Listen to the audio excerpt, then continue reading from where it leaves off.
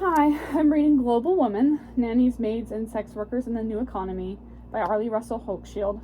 And this chapter is The Care Crisis in the Philippines, Children and Transnational Families in the New Global Economy by Rachel Salazar Pereñas.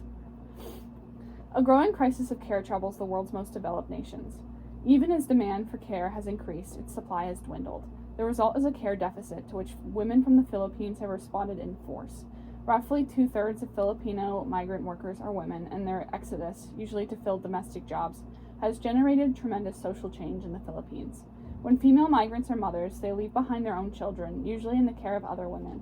Many Filipino children now grow up in divided households where geographic separation places children under serious emotional strain. And yet it is impossible to overlook the significance of migrant labor to the Philippine economy. Some 34 to 54% of the Filipino nation is sustained by remittances from migrant workers.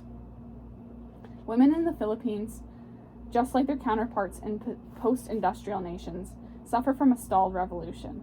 Local gender ideology remains a few steps behind the economic reality, which has produced numerous female-headed transnational households.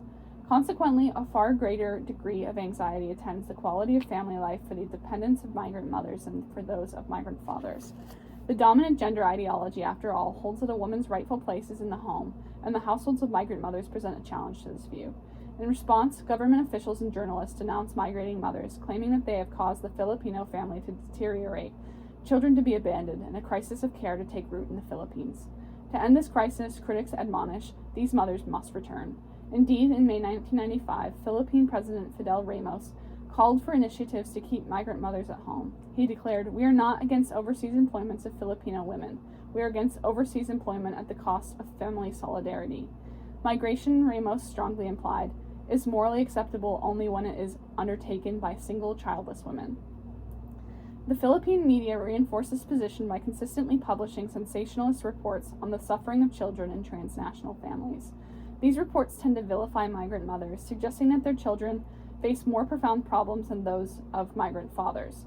And despite the fact that most of the children in question are left with relatives, journalists tend to refer to them as being abandoned. One article reports a child's sense of loss appears to be greater when it is the mother who leaves to work abroad. Others link the emigration of mothers to the inadequate childcare and unstable family life that eventually lead such children to drugs, gambling, and drinking. Writes one columnist, incest and rapes within blood relatives are alarmingly on the rise, not only within Metro Manila but also in the provinces. There are some indications that the absence of mothers who have become OCWs, or overseas contract workers, has something to do with the situation. The same columnist elsewhere expresses the popular view that the children of migrants become a burden on the larger society. Guidance counselors and social welfare agencies can show grim statistics on how many children have turned into liabilities to our society because of absentee parents. From January to July 2000, I conducted 69 in-depth interviews with young adults who grew up in transnational households in the Philippines. Almost none of these children had yet reunited with their migrant parents. I interviewed 30 children with migrant mothers, 26 with migrant fathers, and 13 with two migrant parents. The children I spoke to certainly had endured emotional hardships, but contrary to the media's dark presentation, they did not all experience their mother's migration as abandonment. The hardships in their lives were frequently diminished when they received support from extended families and communities, when they enjoyed open communication with their migrant parents, and when they clearly understood the limited financial options that led their parents to migrate in the first place. To call for the return of migrant mothers is to ignore the fact that the Philippines has grown increasingly dependent on their remittances. To acknowledge the reality could lead the Philippines toward a more egalitarian gender ideology. Casting blame on migrant mothers, however, serves only to divert the society's attention away from these children's needs, finally aggravating their difficulties by stigmatizing their families' choices. The Philippine media has certainly sensationalized the issue of child welfare in migrating families, but that should not obscure the fact that the Philippines faces a genuine care crisis. Care is now the country's primary export. Remittances, mostly from migrant domestic workers, constitute the economy's largest source of foreign currency, totaling almost $7 billion in 1999. With limited choices in the Philippines, women migrate to help sustain their families financially, but the price is very high. Both mothers and children suffer from family separation, even under the best of circumstances. Migrant mothers who work as nannies often face the painful prospect of caring for other people's children while being unable to tend to their own. One such mother in Rome, Rosemarie Samaniego describes this predicament. When the girl that I take care of calls her mother Mama, my heart jumps all the time because my children also call me Mama. I feel the gap caused by our physical separation, especially in the morning when I pack her lunch, because that's what I used to do for my children. I used to do that very same thing for them. I begin thinking that at this hour I should be taking care of my very own children and not someone else's, someone who is not related to me in any way, shape, or form. The work that I do here is done for my family, but the problem is they are not close to me, but are far away in the Philippines. Sometimes you feel the separation and you start to cry. Some days I just start crying while I'm sweeping the floor because I am thinking about my children in the Philippines. Sometimes when I receive a letter from my children telling me that they are sick, I look up out the window and ask the Lord to look after them and make sure they get better even without me around to care after them. Starts crying. If I had wings, I would fly home to my children, just for a moment to see my children and take care of their needs, help them, then fly back over here to continue my work. The children of migrant workers also suffer an incalculable loss when a parent disappears overseas. As Ellen Senariches, a 21-year-old daughter of a domestic worker in New York, says, "There are times when you want to talk to her, but she is not there. That is really hard, very difficult. There are times when I want to call her, speak to her, cry to her, and I cannot. It is difficult. The only thing that I can do is write to her, and I cannot cry through the emails, and sometimes I just want to cry on her shoulder." Children like Ellen, who was only 10 years old when her mother left for New York, often repress their longings to reunite with their mothers. Knowing that their families have few financial options, they are left with no choice but to put their emotional needs aside. Often they do so knowing that their mother's care and attention has been diverted to other children.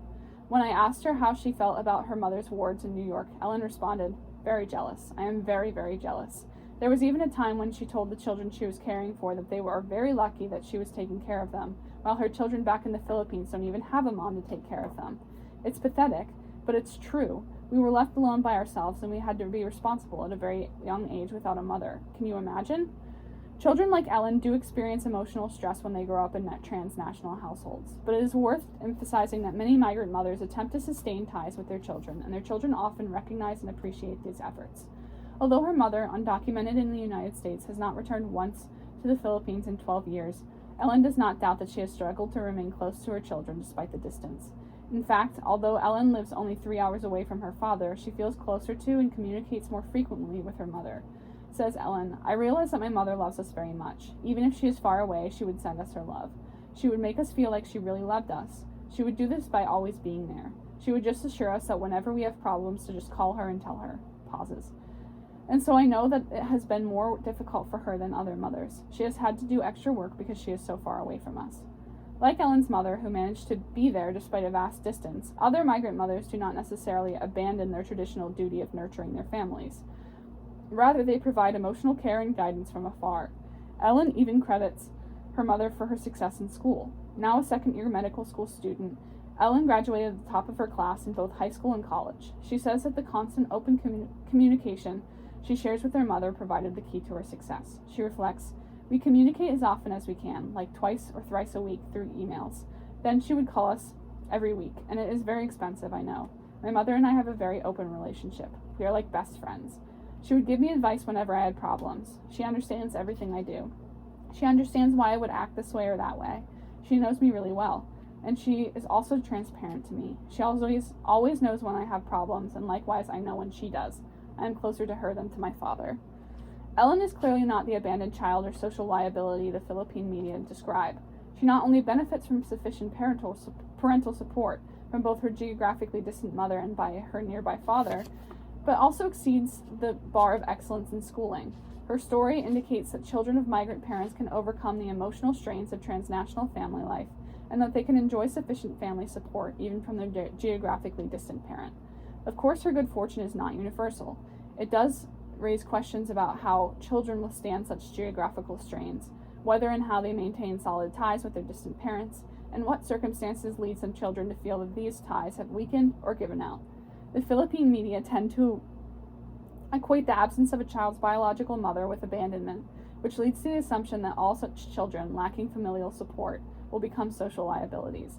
But I found that positive surrogate parental figures and open communication with the migrant parent, along with acknowledgement of the migrant parent's contribution to the collective mobility of the family, allay many of the emotional insecurities that arise from transnational household arrangements. Children who lack these resources have greater difficulty adjusting. Extensive research bears out this observation. The Scalabrini Migration Center, a non-governmental organization for migration research in the Philippines, surveyed 709 elementary school-age Filipino children in 2000, comparing the experience of those with a father absent, a mother absent, both parents absent, and both parents present. While the researchers observed that parental absence does prompt feelings of abandonment and loneliness among children, they concluded that it does not necessarily become an occasion for laziness and unruliness. Rather, if the extended family supports the child and makes him or her aware of the material benefits migration brings, the child may actually be spurred toward greater self-reliance and ambition, despite continued longings for family unity. Jake Pereno's life has been defined by those longings. At 25, he is a merchandiser for a large department store in the Philippines. His mother more than adequately provided for her children, managing with her meager wages first as a domestic worker and then as a nurse's aide, to send them $200 a month, and even to purchase a house in a fairly exclusive neighborhood in the city center. But Jake still feels abandoned and insecure in his mother's affection. He believes that growing up without his parents robbed him of the discipline he needed. Like other children of migrant workers, Jake does not feel that his faraway mother's financial support has been enough. Instead, he wishes she had offered him more guidance, concern, and emotional care. Jake was 8 years old when his parents relocated to New York and left him, along with his 3 brothers, in the care of their aunt. 8 years later, Jake's father passed away, and 2 of his brothers, the oldest and youngest, joined their mother in New York. Visa complications have prevented Jake and his other brother from following, but their mother has not once returned to visit them in the Philippines. When I expressed surprise at this, Jake solemnly replied, "Never. It will cost too much," she says. Years of separation breed unfamiliarity among family members, and Jake does not have the emotional security of knowing that his mother has genuinely tried to lessen that estrangement. For Jake, only a visit could shore up this security after 17 years of separation.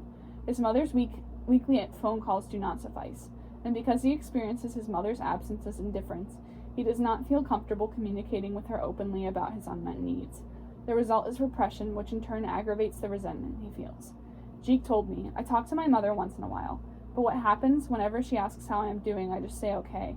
It's not like I'm really going to tell her that I have problems here. It's not like she can do anything about my problems if I told her about them. Financial problems, yes, she can help, but not the other problems, like emotional problems. She'll try to give advice, but I am not very interested to talk to her about things like that. Of course, you're still young. You don't really know what is going to happen in the future. Before you realize that your parents left you, you can't do anything about it anymore. You are not in a position to tell them not to leave you. They should not have left us." Sobs. I asked Jake if his mother knew he felt this way. "No," he said, "she doesn't know." Asked if he received emotional support from anyone, Jake replied, "As much as possible if I can handle it. I try not to get emotional support from anyone. I just keep everything inside me." Jake feels that his mother not only abandoned him, but failed to leave him with an adequate surrogate. His aunt had a family and children of her own. Jake recalled, "While I do know that my aunt loves me and she took care of us to the best of her ability, I am not convinced that it was enough, because we were not disciplined enough. She let us do whatever we wanted to do." Jake feels that his education suffered from this lack of discipline, and he greatly regrets not having concentrated on his studies. Having completed only a 2-year vocational program in electronics, he doubts his competency to pursue a college degree. At 25, he feels stuck with only the limited option of turning from one low-paying job to another. Children who, unlike Jake, received good surrogate parenting managed to concentrate on their studies and, in the end, to fare much better. Rudy Montoya, a 19-year-old whose mother has done domestic work in Hong Kong for more than 12 years, credits his mother's brother for helping him succeed in high school. "My uncle is the most influential person in my life. While he is in Saudi Arabia now, he would tell me that my mother loves me and not to resent her, and that whatever happens I should write her. He would encourage me, and he would tell me to trust the Lord. And then I remember in high school, showing his love for me, he would push me to study. I learned a lot from him in high school. Showing his love for me, he would help me with my schoolwork. The time that I spent with my uncle was short, but he is the person who helped me grow up to be a better person." Unlike Jake's aunt, Rudy's uncle did not have a family of his own. He was able to devote more time to Rudy, instilling discipline in his young charge, as well as reassuring him that his mother, who is the sole income provider for her family, did not abandon him. Although his mother has returned to visit him only twice, once when he was in the 4th grade and again 2 years later, Rudy, who is now a college student, sees his mother as a good provider who has made tremendous sacrifices for his sake. This knowledge offers him emotional security as well as a strong feeling of gratitude. When I asked him about the importance of education, he replied, "I haven't given anything back to my mother for the sacrifices that she has made for me. The least I can do for her is graduate so that I can find a good job so that eventually I will be able to help her out too." Many children resolve the emotional insecurity of being left by their parents the way that Rudy has, by viewing migration as a sacrifice to be repaid by adult children. Children who believe that their migrant mothers are struggling for the sake of the family's collective mobility rather than leaving to live the good life are less likely to feel abandoned and more likely to accept their mother's efforts to sustain close relationships from a distance. One such child is Teresa Beskara, an 18-year-old college student whose mother has worked as a domestic in Hong Kong since 1984. As she puts it, "My inspiration is my mother because she is the one suffering over there. So the least I can give back to her is doing well in school." For Ellen Senariches, the image of her suffering mother compels her to reciprocate. She explained, "Especially after my mother left, I became more motivated to study harder. I did because my mother was sacrificing a lot, and I had to compensate for how hard it is to be away from your children and then crying a lot at night, not knowing what we were doing." She would tell us in voice tapes. She would send us voice tapes every month, twice a month, and we would hear her cry in these tapes. Having witnessed her mother's suffering even from a distance, Ellen can acknowledge the sacrifices her mother has made and the hardships she has endured in order to be a good provider for her family. This knowledge assuaged the resentment Ellen frequently felt when her mother first migrated. Having witnessed her mother's suffering even from a distance, Ellen can acknowledge the sacrifices her mother... Oh, sorry, I'm rereading the paragraph. Many of the children I interviewed harbored images of their mothers as martyrs, and they often found comfort in their mother's grief over not being able to nurture them directly. The expectation among such children that they will continue to receive a significant part of their nurturing from their mothers, despite the distance, points to the conservative gender ideology most of them maintain. But whether or not they see their mothers as martyrs, children of migrant women feel best cared for when their mothers make consistent efforts to show parental concern from a distance. As Jeek's and Ellen's stories indicate, open communication with the migrant parent soothes feelings of abandonment. Those who enjoy such open channels fare much better than those who lack them. Not only does communication ease children's emotional difficulties, it also fosters a sense of family unity, and it promotes the view that migration is a survival strategy that requires sacrifices from both children and parents for the good of the family. For daughters of migrant mothers, such sacrifices commonly take the form of assuming some of their absent mother's responsibilities, including the care of younger siblings. As Ellen told me, it was a strategy and all of us had to sacrifice for it. We all had to adjust every day of our lives. Imagine waking up without a mother calling you for breakfast. Then there would be no one to prepare the clothes for my brothers. We were all going to school. I had to wake up earlier. I had to prepare their clothes. I had to wake them up and help them prepare for school. Then I also had to help them with their homework at night. I had to tutor them. I'm going to stop there, and then I'm going to continue in part 2, and it's just a couple more pages, but I feel like this is a pretty long chapter, and last 2 chapters ago was really long too, so I want to split those up into shorter bits for videos. So part 1 is here, and then I will finish part 2 later on today, and I'll upload that. So thanks for listening. Bye.